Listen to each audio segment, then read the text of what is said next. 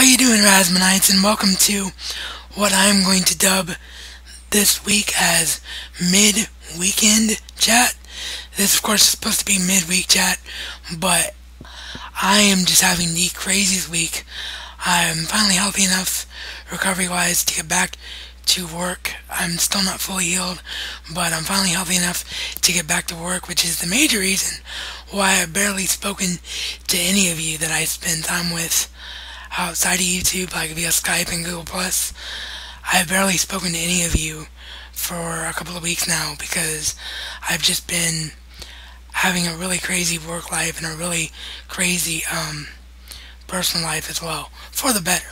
For the better. As far as the personal life goes, so don't worry about that. But anyway, because of everything I got going on, I'm filming this on a Thursday night, and I won't be able to have it uploaded to YouTube like I'll use the scheduler. It'll probably go up sometime Saturday. So I'm going to call this mid-weekend chat. So I severely apologize for that, mainly because I wanted to do it just because I didn't have a topic for the weekend, and I figured this would be a great 2 or 3 day topic, which is one of the reasons why I wanted James to do it, because it's a big subject. So I'm sure you all know by now that I brought forth the topic of stuff that you watched. James put it as a kid that you still watch today. I'm going to say growing up, because a lot of this is from my teenage years, because that is my most memorable time of TV watching, with the exception of the third show that we'll talk about. I did watch it more in my kid years than anything else, but a lot of this is from my teen years and my early 20s, because that to me is when television in my era, anyway, at 33 years of age, shifted into being memorable. So a lot of this is stuff I grew up with and put the passion for film and television in me, and that I still watch to this very day. So I grabbed these off the shelf in random order, and so these aren't necessarily, what I watch more than anything else in any particular order, but they are what I watch the most. So first up we have arguably the most underrated and most tragic sci-fi series of all time, Joss Whedon's Firefly. I was a full-on browncoat. I was the guy that was doing everything he could to save the show back then. I knew what kind of risks Joss Whedon was taking. I knew what kind of impact this show was going to have on the culture as a whole, and I got proven right on all counts, because it still holds true to this day. And then, of course, if we're going to talk about Firefly, we also have to talk about the unofficial Season 2 that wrapped itself up in movie form. And of course I'm talking about Serenity, the film. And no, sadly I do not yet have the awesome Walmart exclusive Steelbook edition, but I do want. Serenity and Firefly are arguably the greatest story arc in the history of sci-fi, with the exception of something that I'm going to get to later. So yeah, it still stands true to this day. It's still the biggest tragedy of all time, in my opinion, and I love Joss Whedon's television work. I don't think the there's no thinking. The Avengers and Cabin in the Woods, which by the way I still tragically do not own, but it's fantastic. They would never have happened without his great television work, and this is the icon right here. I mean, I did the whole Dollhouse series, which, by the way, since I'm bringing up Joss Whedon, people are going to get all over me about that. I know. I've just been really dragging my feet on that. It's a matter, quite frankly, of all of that stock footage was filmed back on an old camera and done in full 1080p, so they just take a heck of a long time to render with this current system I have. So it's just a matter of me. You gotta let me find a day where I can finish editing all of my stock footage and just get it up. but eventually it will be finished, I promise you. But my point is I could talk about Dollhouse all day long, but Serenity and Firefly was where it really started for Joss Whedon. So, moving on, I said that Firefly and Serenity was arguably the greatest science fiction show of all time, with the exception of this. And Claire Bear, I know you're smiling, because I'm talking about Star Trek The Next Generation.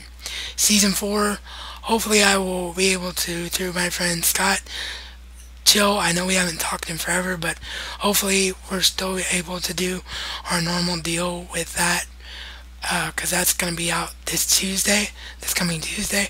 So if it's a problem, please get up with me. If I don't answer you right away, it's just because of everything I mentioned earlier. But if it's a problem, please get up with me, and I'll do everything I can to try and help you out with that, just to make sure that it can happen, because I need me some season 4, and honestly, quite frankly, because of the way the documentaries work, I need the 2 solo releases, Best of Both Worlds and the other one, which is escaping my mind. But yeah, Star Trek The Next Generation. I still remember, even though I grabbed the latest season and not season 1, the most iconic memory I have of this is just where it all started for me, and that was the pilot encounter at Farpoint. My dad was a huge fan of the original series, and I remember when he found out Star Trek was coming back, he could not wait to share the experience with me as a viewer. He didn't tell me anything about the original series. I never saw Kirk, Spock, or McCoy, or any of them until after I'd seen Next Generation, which is why Next Generation will always be number 1 for me, followed by DS9, followed by Voyager, then followed by Star Trek, the original series, and Enterprise. Even though the original series is some of the most amazing television in history, it's just not what made me a Star Trek fan. I watched it later in life, so in my own personal list, that's just what I have to do. But my point was, when my dad found out, because of his fandom of the original series, that Star Trek was coming back, he hyped it up. He told me that my life would never be the same again. And my dad did not like me, in the sense that he does not usually just get dead quiet when something is on television. But boy, Encounter at Farpoint, I've never seen him so glued to anything in his life. And we reshared the experience, of course, with the Season 1 Blu-ray. And Star Trek The Next Generation is just, not only was it risky because it was the first syndicated show in the history of television, not only was it risky because it was trying to revive a franchise that most people held near and dear to their hearts and thought could never be duplicated, but it was risky in the sense that it was just completely different. Everybody who grew up on the original series was probably expecting Kirk, Spock, and McCoy 2.0. And that's not what you got from Star Trek The Next Generation. Picard's completely a different character. Riker is way, way different of a first officer than Spock. You know, there was a Klingon who started out, of course, as just a member of the crew, but then after season 1, of course, became chief of security in Worf. There was a blind engineer. There was a doctor and her son that lived on the ship together, and the son was a better officer than the doctor was in a lot of aspects. So this show just takes such risk, and it's just so unbelievable. And I blabbed so long that my screen has gone black, so I really hope this all works flawlessly and shows up. Of course, I'll watch it before I upload it. But anyway, sorry about that game. Looks like this is gonna have to be the one and only midweek chat that I do edit, which means it'll probably go up even later than I planned. It may not even go up till Sunday, but I digress. Anyway, because as you can see, I had to move Firefly and Serenity. Basically, the entire pile fell over just because I just grabbed too much for the tray to hold. So, sorry about that. But yeah, I'm still going to do, as I was saying, a series which I will either call Birth of a Tracker or Journey of a Tracker or something like that, where I break down each season of Star Trek The Next Generation. I just really want to make it a multiple YouTubers series, so I'm trying to wait for everybody's schedules to line up so we can really make it an epic thing. But yeah, Star Trek The Next Generation just took so many risks, and it's just so iconic, and to me, no show will ever duplicate what it did. Deep Space Nine I did love because it was so different. It was the first ever Star Trek show to not have a ship, and it has some wonderful episodes, and I'll probably be doing something on that when those Blu-rays happen, after Next Generation is done. But Next Generation will always be number one for me. And unfortunately, even though I know Claire and I could do it forever, I do have to move on. So, moving on is a show that I talked about earlier. It's the one show that I did watch literally growing up. I was 7 years old when this show debuted, I think. Maybe 6. It depends on what time of the year that it debuted. But I, of course, watched it all the way through. And just like everyone else in the world, was obsessed with it. At one point, had every single toy of it in history, with the exception of April O'Neil, because yes, I'm talking about the original series for Teenage Mutant Ninja Turtles. I completely, as an oversight, forgot to put this in the video of things that I obtained during my recovery. Basically because I bought these for myself and just forgot to put them in an update. But I did finally pick up Volume 4.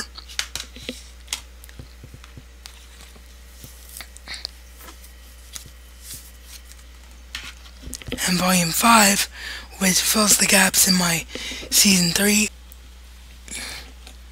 And then, of course, the final season, Season 10, which also has the missing episodes from Season 5, so highly advised when you get to Season 5, check the episode guide to make sure you're watching things in the correct chronological order. But yeah, this series, of course, just like every other guy in the 80s and 90s, left such a huge impact on my life, and I still watch it to this day.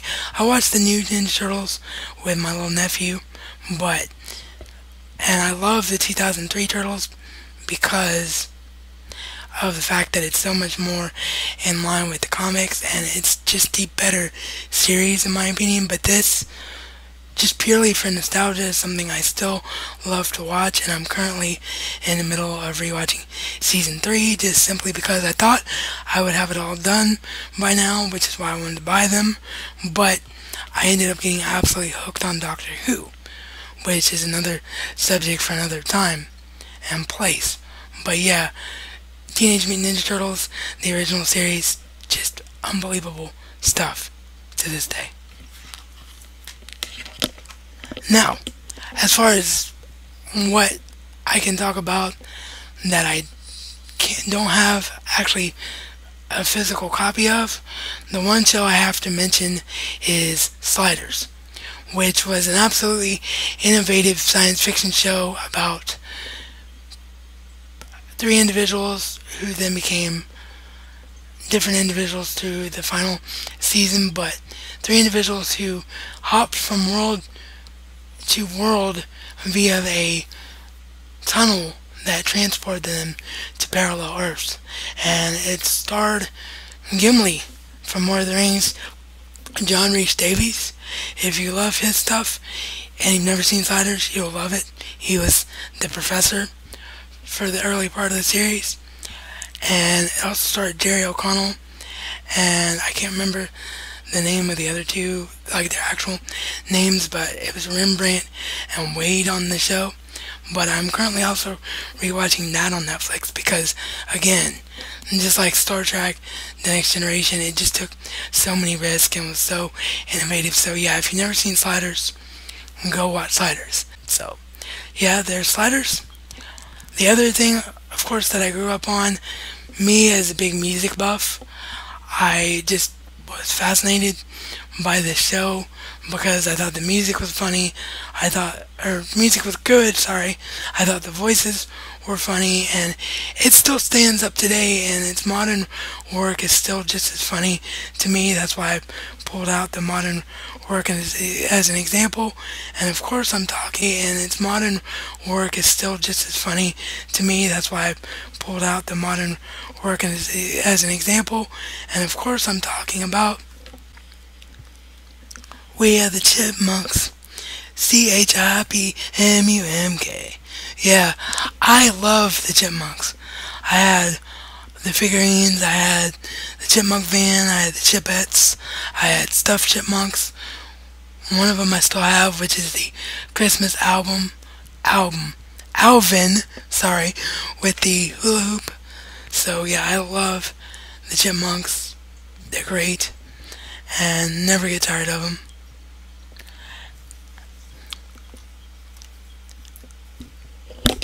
And then lastly, of course, there's the Muppets, which I currently don't actually own anything Muppets that I can show you, unfortunately, but the Muppets are fantastic and I love them to pieces. And I know James does too. Shout out for the Kermit shirt in your midweek chat for this week, my brother. And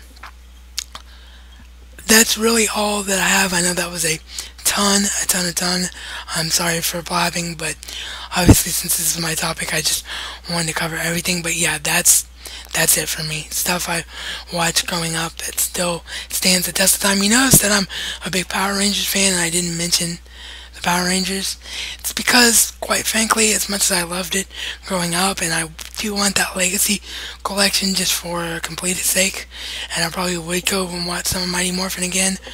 I tried watching it recently in the Netflix queue, and it just, at 32 years old, you see the cheesiness, and because you have the episodes memorized, it's just not as fun anymore, and that's unfortunate. But yeah, moving on to the second topic, and I'll be very, very quick because I know by now y'all are sick to death of my face and my mouth. This is probably one of the longest videos I've ever done. But second topic was, what do I look for, or what do we as buyers look for in a DVD or a Blu-ray? Because when it comes to, special features, I just basically want everything loaded. Special features are my favorite part of a Blu-ray now, specifically because they can load them up so much. And for those of us who want to be filmmakers, for those of us that's all we've ever dreamt about is the ability to become a filmmaker, special features are where it's at. So I watch special features over and over and over again, and the best example I have, and of course it just happened to be a coincidence because of everything I've talked about already, but Star Trek 2009, the film remake of the original crew. If you don't own this on Blu-ray, you're really missing out, because this is the single most loaded Blu-ray edition of anything I have as far as the film.